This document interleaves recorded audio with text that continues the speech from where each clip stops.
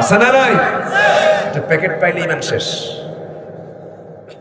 হারা গাছটা পাশাপাশি আছে।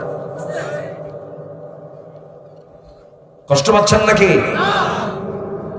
আসিয়া আলাইহিস সালাতু ওয়াস সালাম তার সামনে জল্লাদ চলে আসছে, করাত তার কপালে লাগাবে।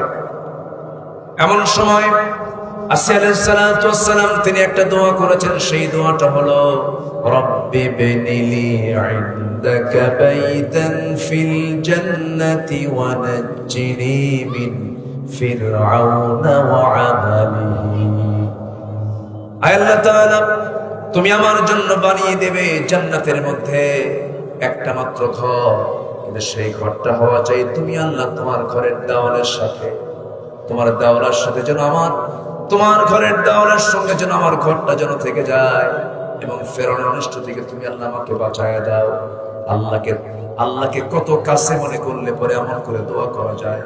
আল্লাহ তাআলা ফেরাউনের স্ত্রী আসিয়ার কিতাব ছিল হলো তাওরাত কিতাব, কিন্তু তিনি যে দোয়াটা করেছেন সেই দোয়াটা স্থান পেয়েছে কোরআনে কারীমের ভিতরে।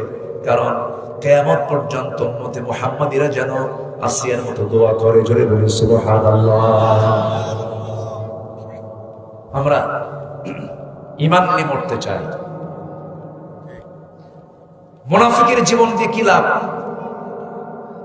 দুনিয়ার সামান্য যশ খ্যাতির জন্য ঈমান বিক্রি করে কি লাভ? আছে না দুনিয়াতে এরকম লোক? আছে না নাই? আছে না নাই? আচ্ছা, আমরা এগুলো করবো না, আমরা আখিরাতকে ক্লিয়ার করবো। জোরে বলি ইনশাআল্লাহ। সম্মানিত ভাই, তাহলে আমার নবী যে এই বিশাল লম্বা সফর করেছেন দুনিয়ার কোন যানবাহন দিয়া, কার ফ্লাইটে চড়ে? বলেন, কার ফ্লাইটে চড়ে গেছেন? আল্লাহর ফ্লাইটে চড়ে গেছেন। আর শাহিম, জান্নাত জাহান্নাম সব তিনি দেখে আসলেন। ফিরে আসার পথে সকল নবীর সঙ্গে তার দেখা হয়েছে, কিন্তু একজন নবীর কথা আমার নবীর বেশি মনে ছিল। সেই নবীটা কি বলেন তো? বলেন, মুসা। সবাই তো আজ জানেন, মাশাআল্লাহ, আলহামদুলিল্লাহ বলেন। মুসার কথাটা তার বেশি মনে ছিল। কেন? তার সঙ্গে একটু বেশি কথা হয়েছে। ধরুন আমি এখানে আসছি, অনেকে তো আমার সঙ্গে সালাম কালাম করেছেন, সবার কথা কি মনে রাখা সম্ভব? সম্ভব নয়। কিন্তু যিনি আমাকে খাওয়ালেন, যিনি আমার সঙ্গে সর্বক্ষণ বসলেন, আমি তাকে কিন্তু মনে রাখবো। আগামীকাল যদি দেখা হয়ে যায় তখন আমি তার কথাটা মনে রাখতে পারবো। সবার কথা কি মনে থাকবে? থাকবে না। আমার রাসূলের সবার কথা মনে নেই, কিন্তু মনে ছিল কোন নবীর কথা? মুসার কথা। আমার নবী যে ফিরে যাচ্ছেন মেরাজ শেষ করে, ফিরে যাওয়ার পথে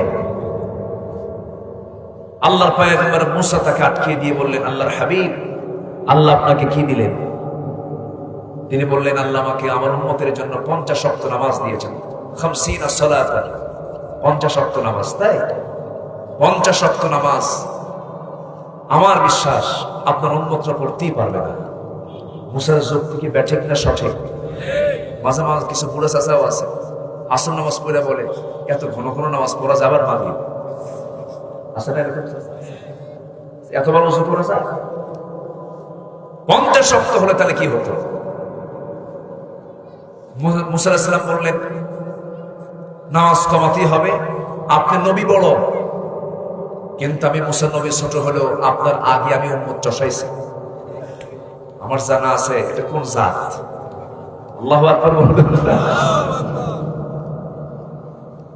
আমার রাসূল বলছেন, ভাই মুসা আমি কেমনে যাব? আমি তো আল্লাহর কাছ থেকে বিদায় নিয়ে আসছি। কেন? আপনি যান, আল্লাহ যদি কিছু বলে আপনি আমার নামটা নেবেন। সুবহানাল্লাহ বলবেন না? আপনি আমার নামটা নেবেন। জি, আমি শেষ করব। আমার নবীজি যাবেন না, কিন্তু তাকে জোর করে পাঠায় দেওয়া হলো। মানে জাস্ট গেলেন। মুসা আলাইহিস সালাতু ওয়াস সালাম খুব দামি নবী ছিলেন। এত দামি নবী ছিলেন, এই কোরআনে সবচেয়ে বেশি নাম যে নবীর খুঁজে পাওয়া যায়, হাফেজরা এখানে বসে আছেন, কোন নবীর নাম বলেন? নামটা কেন থাকবে না? ফেরাউনকে সাইজ করছেন কে? কে বলেন? শক্তির দরকার নাই। ইমানের দরকার